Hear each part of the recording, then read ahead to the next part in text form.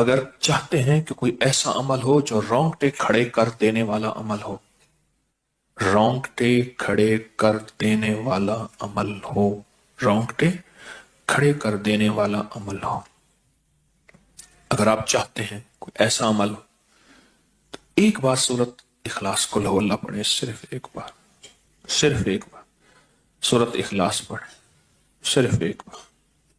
اور جب پہنچے نا اللہ الصمد قل هو اللہ احد اللہ الصمد. میں یہاں بھونٹ پورا میں کچھ دن رہا اور ایک صاحب میرے پاس آئے، مجھ سے کہنے لگے کہ میرے اوپر کسی نے ایک ایسا کالا جن اور ایسا خطرناک جن مسلط کیا ہے کہ جو میں آنکھوں سے دیکھتا ہوں اور میری بیوی آنکھوں دیکھتی ہے، بچوں کو نظر نہیں آتا، کوئی گھر میں آئے اس کو نظر نہیں آتا، میں آنکھوں میں دیکھتا ہوں. کہنے لگا ایسے دیوار کے اندر چلا جاتا ہے، پھر دیوار سے باہر نکل آتا ہے، چھت کے اندر جاتا ہے اور چھت پھٹتی محسوس ہوتی ہے، ہم ڈر کے بعض اوقات ہٹ جاتے ہیں کہ چھت پھٹی ہے گر نہ جائے، پھر وہ مل جاتی ہے، پھر ایسے چلا جاتا ہے. وہ کالا جن ایسے چلا جاتا ہے، ایسے آ جاتا ہے. کہا کہ اسے کسی نے ہمارے اوپر مسلط کیا، مسلط کیا. ان کے کچھ مسائل تھے، کوئی آپس میں مسلط کیے، اور کہا کہ وہ جن ایسا ہے ہمیں عبادت نہیں کرنے دیتا، تسبیح نہیں کرنے دیتا، وظیفے نہیں کرنے دیتا، اعمال نہیں کرنے دیتا، ہمارا منہ بند کرتا ہے. مجھے آج بھی اس بندے کے الفاظ یاد ہیں. دو اس کے ساتھ بوڑھی خواتین تھی، ایک بہن تھی، ایک بیوی تھی، بیچارہ حالات کا ستایا مارا ہوا، کچھ 60 65 کے 70 کے قریب اس کی عمر تھی. کہنے لگا کہ جب میں قل ہو اللہ پڑھتا ہوں تو اس کی گرفت ڈھیلی پڑ جاتی ہے، اور جب میں پڑھتا ہوں نا اللہ الصمد، تو کہا کہ اللہ الصمد پڑھتے ہی وہ ایک دم دور ہو جاتا ہے، ایسے جیسے کسی چیز کو کوئی دھکا دے اور وہ چیز دھکے سے ایک دم دور ہو جائے. اللہ الصمد، ایک دم وہ دھکے سے ایک دم کوئی دور ہو جائے. کہا کہ ایسے ہی ہوتا ہے اللہ الصمد. اور کہا کہ بس یہی وظیفہ جو ہے، کہا کہ مجھے مفید ہوا ہے، موافق ہوا ہے یہی وظیفہ. اور کہا کہ بس اب میں صرف یہی وظیفہ پڑھتا ہوں، یہی وظیفہ پڑھتا ہوں. اسے کہنے لگا آپ مجھے کوئی وظیفہ بھی دیں گے نہیں پڑھنے دیں گے، یہی اگر اجازت دے دیں.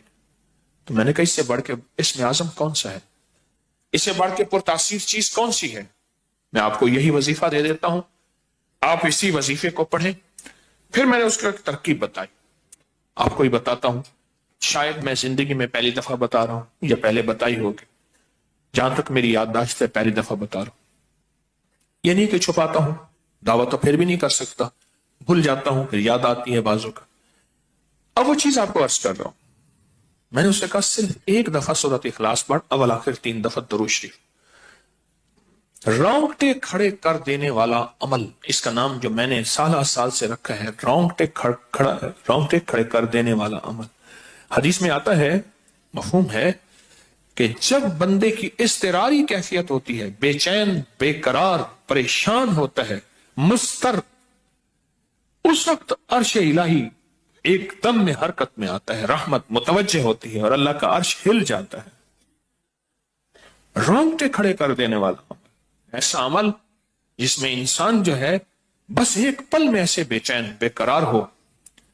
اس کی ترکیب یہ ہے کہ اولا پھر درود پاک 3 بار، ایک دفعہ سورۃ اخلاص پڑھیں، اور پڑھ کے جب اللہ الصمد پہ پہنچے نا تو اس کو ہلکا ہلکا دل میں دہرائیں، اللہ الصمد اللہ الصمد، دہرائیں، توجہ سے دہراتے جائیں، دہراتے جائیں، دہراتے جائیں. پہلے الفاظ آتے ہیں، غور سے سنیے گا، پہلے الفاظ آتے ہیں، پھر کیفیات آتی. پہلے الفاظ آتے ہیں، پھر کیفیات آتی. پہلے الفاظ آتے ہیں، انسان پہلے الفاظ سے، بچے کو آپ ایسے لوگوں میں بچے کو ایسے لوگوں کے ساتھ پلنے کے لیے جو بول نہیں سکتے. بچہ کبھی نہیں بولے گا, کہاں کرے گا, کرے گا, بول نہیں سکے گا, کیونکہ بچہ الفاظ چنتا ہے, پھر وہ الفاظ بولتا ہے. پہلے الفاظ ہوتے ہیں. کسی نے پوچھا, حضرت میرا دل ذکر نہیں کرتا, بس زبان سے کرتا ہوں. کہا مبارک ہو, اللہ نے جسم کے ایک حصے زبان کو قبول کر لیا ہے, اس کو نہ چھوڑنا, ایک وقت آئے گا دل بھی قبول ہو جائے گا. ایک وقت آئے گا دل بھی قبول ہو جائے گا. اس زبان والے ذکر کو نہ چھوڑنا, ایک وقت آئے گا دل بھی قبول ہو جائے گا. اس کو نہ چھوڑنا, اس کو نہ چھوڑنا. حقیقت کہہ رہا ہوں. میں نے اسے کہا کہ ایک ایسا کام کر, تنہائی میں بیٹھ, اور تنہائی میں بیٹھ کے نا بس صرف تو ہو, اللہ ہو, بندہ ہو. تنہائی میں بیٹھ, اور تنہائی میں بیٹھ کر, تنہائی میں بیٹھ کر آپ نے ذکر کرنا. تنہائی میں بیٹھ کر آپ نے ذکر کرنا, تنہائی میں بیٹھ کر, اور اللہ الصمد کی ضربیں لگانی ہے دل پہ, دل پہ, دل پہ.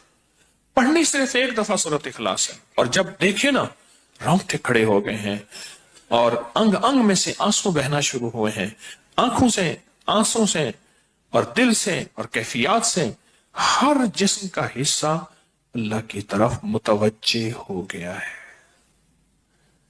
ہر دل کا حصہ, ہر جسم کا حصہ, ہر رگ رگ رگ رگ رگ رگ اللہ کی طرف متوجہ ہو گئی ہے. تو پھر اللہ کے ساتھ تعلق بنا, اور اپنی مراد, اپنی آس, اپنی امید اللہ کے سامنے پیش کر. اپنی مراد, اپنی آس, اپنی امید اللہ کے سامنے پیش کر, اور اللہ الصمد کو دوہرا دوہرا دوہرا دوہرا دوہرا. یہ جو جنگلوں میں کہتے ہیں چلا کیا فلاں بابا جی نے, پہاڑوں کی غاروں میں چلا کیا فلاں بابا جی نے, کنووں کے اندر چلا کیا, ابھی بھی ایسے کنویں موجود ہیں جس کے نیچے اتر کے پانی بھرتے تھے. اس کو ہمارے برے صغیر کی زبان میں باولی کہتے ہیں. اس میں نیچے جا کے پانی بھرتے تھے. میں نے بخارا کے اندر دیکھا, اور کئی جگہ دیکھا, ٹھٹھا میں بھی ابھی وہ ہیں, ٹھٹھا میں, لیکن خشک ہو چکے ہیں.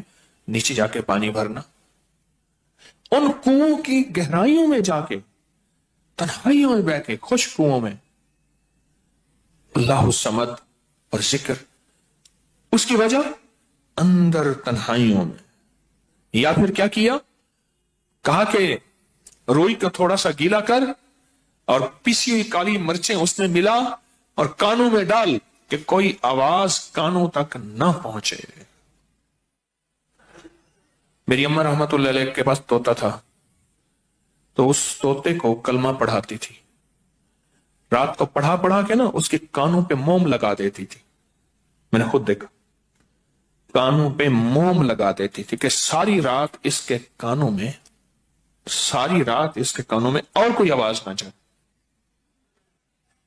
جاگ رہے, اور کوئی آواز نہ جائے.